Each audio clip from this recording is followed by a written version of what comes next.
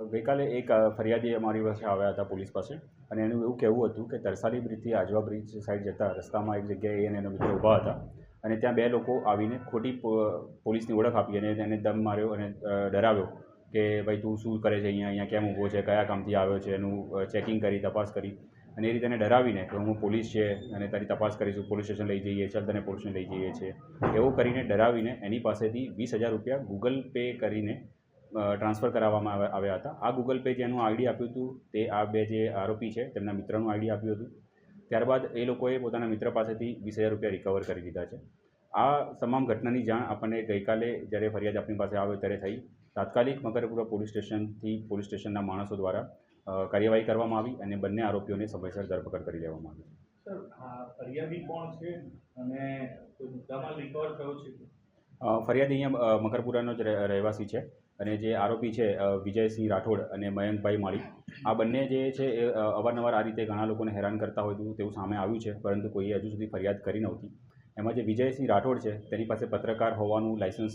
એક ID card જેવું લઈને ફરતો હોય છે અને ઘણીવાર હું પત્રકાર છું તેવું કરીને કે ઘણીવાર હું પોલીસ છું તેવું કરીને લોકોને ડરાવીને આવી ઘટનાઓનો અંજામ આપતો હોય છે। એ ગુજકોપમાં અમે જ્યારે સર્ચ કર્યું ત્યારે અમારી સામે આવ્યું છે કે આ જે વિજય રાઠોડ છે તેની સામે અગાઉ મારામારીનો એક ગુનો છે, એક ગુનો પીધેલાનો અને એક ગુનો કબજાના એટલે પ્રોહિબિશનનો એની પાસે થયેલો છે અને જ્યારે પોલીસ સ્ટેશને પકડીને લઈને આવ્યા ત્યારે પણ તે નશાની હાલતમાં હતો અને તેની પણ યોગ્ય કાર્યવાહી કરીને ગુનો દાખલ કરવામાં આવ્યો છે। સર, કાલે લોકો શું કરવા ત્યાં ગયા હતા? પોલીસે તપાસ કરી હશે તો શું બહાર આવ્યું, શું કહેતા હતા ત્યાં, અને પછી પોલીસ ત્યાં પહોંચી કઈ રીતે?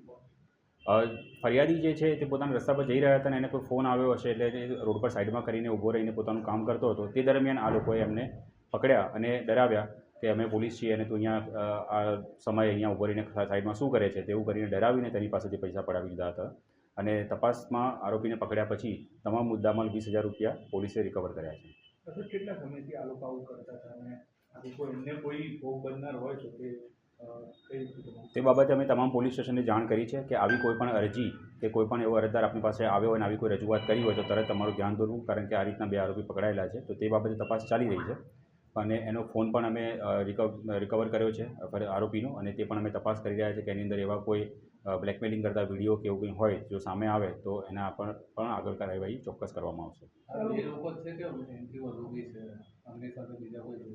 હાલની જે તપાસ છે તે તપાસ અનુસંધાને ખાલી બે લોકોના જ નામ સામે આવ્યા છે અને બે જણા જોડે જ કામ કરતા હતા તેવું જ સામે આવ્યું છે। આ લોકો આ જ કામ કરતા હતા કે એમનો કોઈ બીજો બિઝનેસ છે અને શું એમનું બેકગ્રાઉન્ડ શું છે, એજ્યુકેશન શું છે? પૂછપરછ કરી ત્યારે સામે આવ્યું કે જે વિજય રાઠોડ છે એ પત્રકાર તરીકે અને એક જગ્યાએ જે લોડિંગ અનલોડિંગનું કામ કરતો હોય તેવું છે અને જે મયંક માળી છે એ કંઈક રિક્ષા સ્ટેન્ડ પર રિક્ષા ચલાવવાનું કામ પણ કરતો હોય તેવું સામે આવ્યું છે।